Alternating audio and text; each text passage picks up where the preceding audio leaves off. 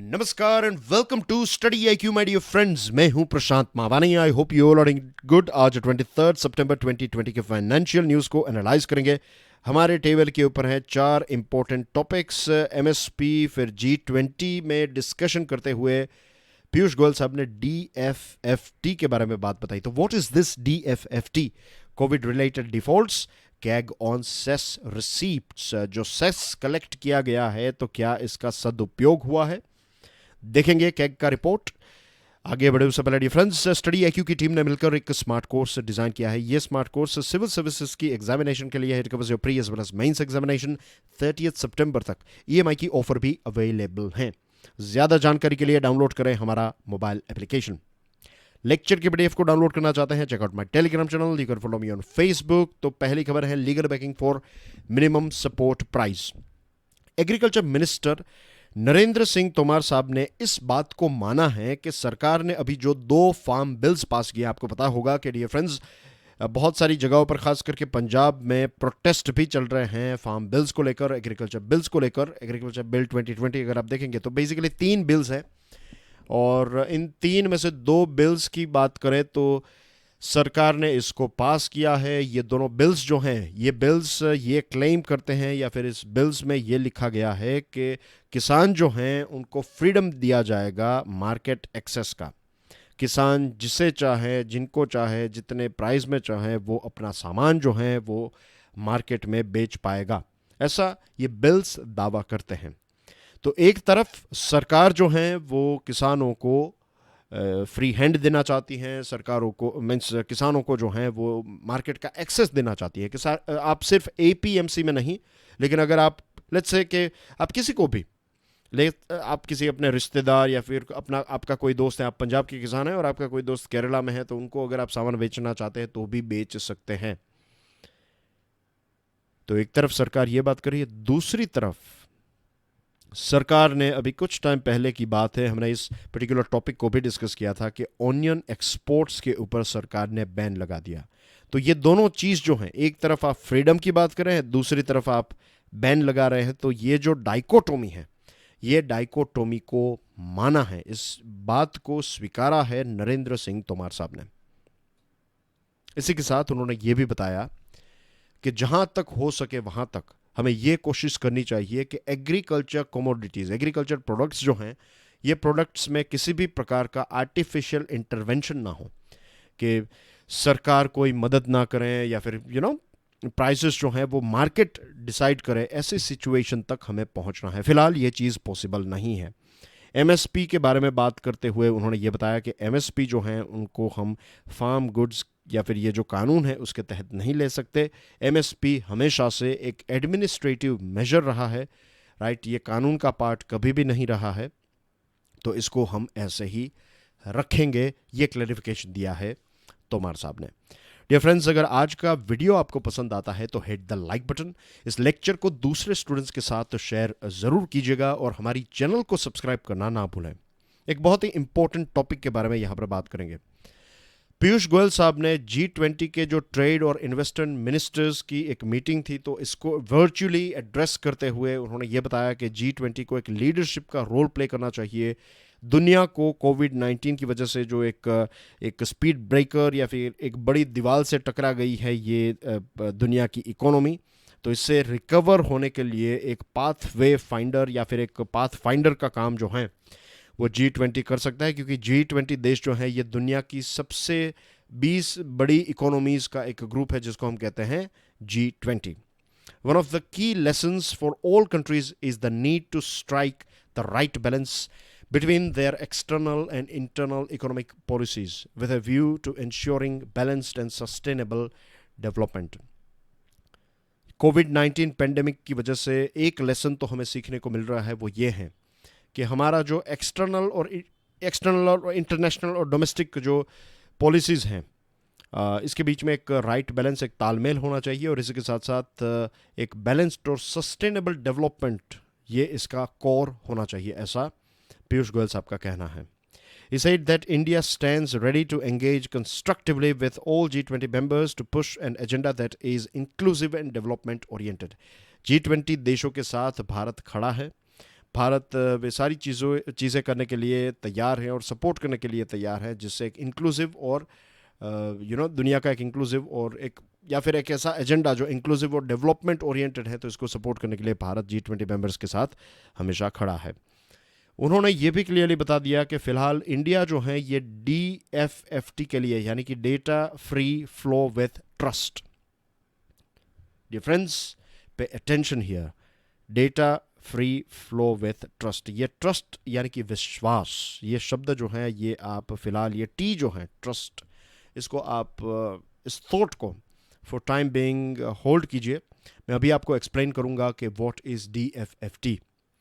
उन्होंने ये बताया कि भारत फिलहाल DFFT के लिए तैयार नहीं है। India like many other developing countries is still in the phase of preparing a framework for its data protection and e-commerce laws. उन्होंने ये बताया कि दूसरे डेवलपिंग देशों की तरह भारत जो है वो अपने डेटा प्रोटेक्शन और ई-कॉमर्स लॉज को तैयार कर रहा है। हम धीरे धीरे चीज़ों को सीख रहे हैं, उस हिसाब से हम आगे बढ़ रहे हैं।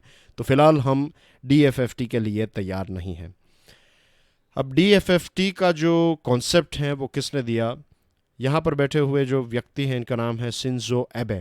जापान के ये प्राइम मिनिस्टर थे, राइट। अभी कुछ टाइम पहले की बात है कि जापान को एक नए प्राइम मिनिस्टर मिले हैं, तो उनका नाम क्या है बताइए। ये G20 की मीटिंग है, ओसाका समिट 2019, और इसी मीटिंग में शिंजो एबे साहब ने ये कॉन्सेप्ट दिया कि आज की जो दुनिया है वो गैसोलीन यानी कि पेट्रोल या फिर आप कह सकते हैं फ्यूल से नहीं चल रही है। आज की जो दुनिया है वो डिजिटल डेटा से चल रही है। डेटा को नया ऑयल भी कहा जाता है, इज़न्ट इट? तो उन्होंने ये बताया कि हमें चाहिए एक वर्ल्ड वाइड डेटा गवर्नेंस, एक ऐसा कॉन्सेप्ट चाहिए जो पूरी दुनिया का डेटा जो है उसको गाइड करने के लिए एक वन अम्ब्रेला रूल, ताकि अलग अलग देश जो हैं वो डेटा प्रोटेक्शन को लेकर अलग अलग रूल्स एंड रेगुलेशंस ना बनाएं। और ऐसा करने से अगर आपके पास वर्ल्ड वाइड डेटा गवर्नेंस है तो इश्यूज़ कम होंगे। कुछ आप आप कुछ पिलर्स बना लेंगे, उस पिलर्स के अंदर या फिर एक बाउंड्री क्रिएट कर देंगे, तो उस बाउंड्री के अंदर आपको कस्टमाइजेशन का ऑप्शन मिल सकता है, लेकिन उस बाउंड्री के बाहर आप नहीं जा सकते। समथिंग लाइक दैट, ये आपको समझाने के लिए मैं बता रहा हूँ।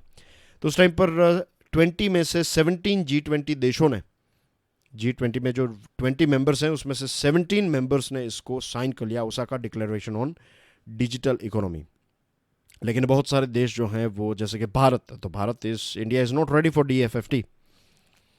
आज के ज़माने में हम डेटा जनरेट करते हैं इंडिविजुअल्स, राइट। आप जब आपका फ़ोन निकालते हैं, आप यूट्यूब पे कोई वीडियो देखते हैं या फिर आप इंटरनेट में कुछ चीज़ ढूंढते हैं, तो आपने जो भी चीज़ सर्च की या फिर वीडियो जो भी देखा, राइट, तो वो जो डेटा है वो कलेक्ट होता है, उसका एनालिसिस तैयार होता है। आई एम नॉट श्योर आप में से कितने स्टूडेंट्स को इसके बारे में पता होगा, लेकिन आप कुछ भी करते हैं, आप किसी को मैसेज भेजते हैं, तो सारी चीज़ें जो हैं वो, ऐसा नहीं है कि कोई आपके मैसेजेस पढ़ रहा है। What I am saying is कि डेटा कलेक्ट का आपका बिहेवियर क्या है, कब मैसेजेस सबसे ज़्यादा होते हैं, peak time, not peak time, and video सबसे ज़्यादा कब देखे जाते हैं, किस प्रकार के वीडियो सबसे ज़्यादा देखे जाते हैं, कौन से टॉपिक्स जो हैं ये हॉट टॉपिक्स हैं, कौन से ऐसे व्यक्ति हैं जिनके बारे में सबसे ज़्यादा सर्च होता है, and I am just giving you rough examples जिसको आप रिलेट कर सकें।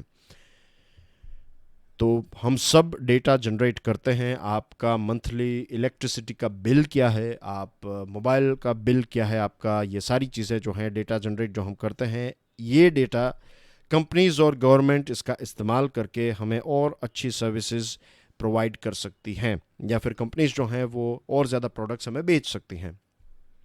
The Osaka track aims to address a global issue with a global solution to avoid a patchwork of regimes which would inhibit economic activity and create different privacy standards. अलग अलग privacy standards ना हो, इसके लिए एक umbrella rule, जैसे मैंने आपको बताया। Now the thing is कि प्राइम मिनिस्टर एबे ने यह बताया कि दो चीज़ें हो सकती है। Data free flow with trust जो है इस इनिशिएटिव में, नंबर 1 कि आपका जो पर्सनल डेटा है, आपका इंटेलेक्चुअल प्रॉपर्टी वाला डेटा है, ये सारी चीज़ें जो हैं इसको आप प्रॉपर केयरफुल प्रोटेक्शन के तहत रखिए। बाकी का आपका medical data, industrial data, traffic data, ये सारा डेटा जो है वो सभी देश को मिले, फ्रीली ये ट्रांसमिट हो और इनका इस्तेमाल हर एक देश कर सकें। तो personal data, intellectual property data, इसको शेयर नहीं करना है, इसको प्रोटेक्शन के तहत रखना है। केयरफुल प्रोटेक्शन के अंडर रखना है और मेडिकल इंडस्ट्रियल ट्रैफिक डेटा जो है ऐसा जो जनरल डेटा है इसका फ्री फ्लो हो। तो इसको लेकर ये जो DFFT है इसको लेकर भारत ने बता दिया कि हम इसके लिए तैयार नहीं हैं। उसके पीछे रीज़न भी हैं क्योंकि ये सारे डेवलप्ड देश जो हैं ये हमारा डेटा इस्तेमाल करके फिर हमें ही ज़्यादा प्रोडक्ट्स और ये सारी चीज़ें बेच सकते हैं। This is one of the main reason कि भारत या फिर दूसरे डेवलपिंग कंट्रीज़ फ़िलहाल तैयार नहीं हैं।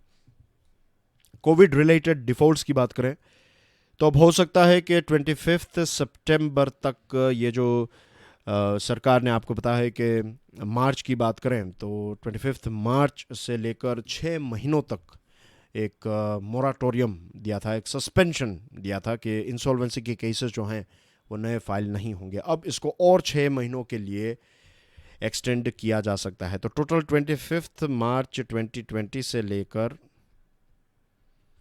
आप समझ लीजिए 25 मार्च 2021 तक ये IBC जो है, इंसॉल्वेंसी केसेस जो हैं वो फाइल नहीं होंगे क्योंकि बहुत सारी ऐसी कंपनीज हैं जो कोविड-19 की वजह से तबाह हो चुकी है। पार्लियामेंट का तो क्लियरेंस मिल चुका है। Insolvency and bankruptcy code second amendment bill 2020 इसको एक ग्रीन सिग्नल मिल गया है और 1 साल के लिए सस्पेंड कर दिया गया है इसको। अब फाइनल डिसीजन जो है वो निर्मला सीतारमण जी लेंगे।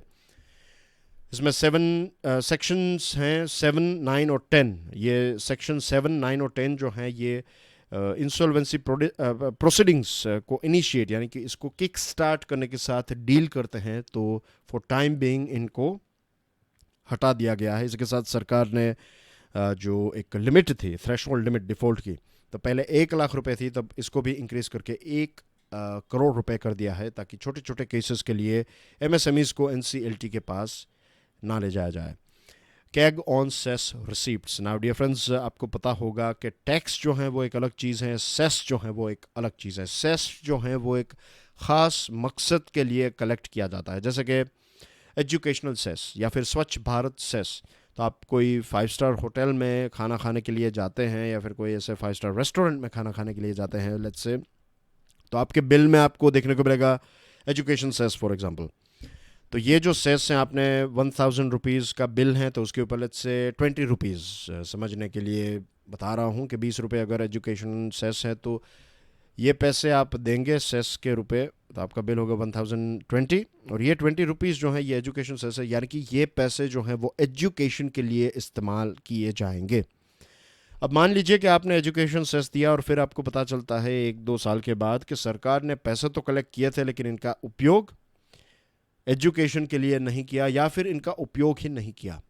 You will feel bad about it. हाँ, अगर सरकार ने करप्शन किया है तो डेफिनेटली गुस्सा आएगा, लेकिन अगर सरकार ने इसका इस्तेमाल नहीं किया है राइट जगह पर, या फिर आपने लिया था तो एजुकेशन के लिए लेकिन आपने यूज़ कर दिया उसको लेट्स से मिलिट्री के लिए।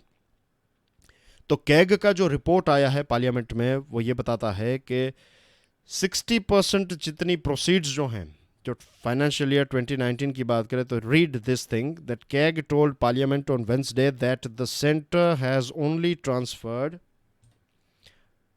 Transferred rupees 1.64 lakh crore or 60% of the proceeds from cess or levies in financial year 19 to the relevant reserve funds and retained the balance in the CFI, that is the Consolidated Fund of India. Total जो पैसे collect किए गए थे 35 SSS और levies हैं financial year 19 में 2.75 lakh crore rupees सरकार को मिले। इसमें से सिर्फ 1.64 लाख करोड़ रुपीस जो हैं इनका रेलेवेंट रिजर्व फंड में इस्तेमाल किया गया। बाकी के जो पैसे हैं ये CFI में पड़े रहे। कुछ ऐसे पैसे हैं जिनका इस्तेमाल नहीं किया गया। For example social welfare surcharge collect किया जा रहा था, 8,871 करोड़ रुपीस इसमें से मिले, लेकिन इसके लिए कोई भी ऐसा फंड सरकार ने तैयार नहीं किया। ऐसे दूसरे एग्जांपल्स भी हैं कि सरकार ने पैसे कलेक्ट किए लेकिन पैसों का इस्तेमाल नहीं किया। For example I have one here, you can see here, see this one, 1,24,399 crore representing the cess on crude oil collected in last decade, 10 सालों में जो कलेक्ट किया है क्रूड ऑयल के ऊपर cess, that is 1,24,399 crore rupees had not been transferred to the designated reserve fund, that is oil industry development board, and was retained in CFI। ये पैसे CFI consolidated fund of India में रहते हैं और फिर सरकार जो है वो इसका इस्तेमाल दूसरी जगहों पर कर रही है। सेस कलेक्शन से सरकार, सेंट्रल गवर्नमेंट को काफ़ी एक कुशन मिल गया है, क्योंकि 14th फाइनेंस कमीशन ने जो रिकमेंडेशन दिया है और ज़्यादा पैसे स्टेट्स के साथ शेयर करने हैं, तो सेंट्रल गवर्नमेंट के पास पैसे कम ना हो, तो इसको लेकर सेंट्रल गवर्नमेंट ने बहुत सारे ऐसे नए सेस इम्प्लीमेंट किए हैं। लेकिन इन सेस का पैसा कलेक्ट किया जाता है, ऐसा नहीं कह रहा हूँ कि सरकार इसको करप्शन के लिए यूज़ कर रही है, लेकिन सरकार जिस चीज़ के नाम पर कलेक्ट करे तो उसमें से कुछ पैसे ऐसे हैं, लगभग 40% जितने पैसे जो हैं उसका इस्तेमाल उस पर्टिकुलर चीज़ के लिए नहीं किया जा रहा है। And that's everything in today's discussion. Thank you very much for watching this video. As I told you कि अगर आपको वीडियो पसंद आया है तो please hit the like button, हमारी चैनल को सब्सक्राइब करना ना भूलें, and I will see you soon with another videos. Till then enjoy your studies, God bless you all, जय हिंद।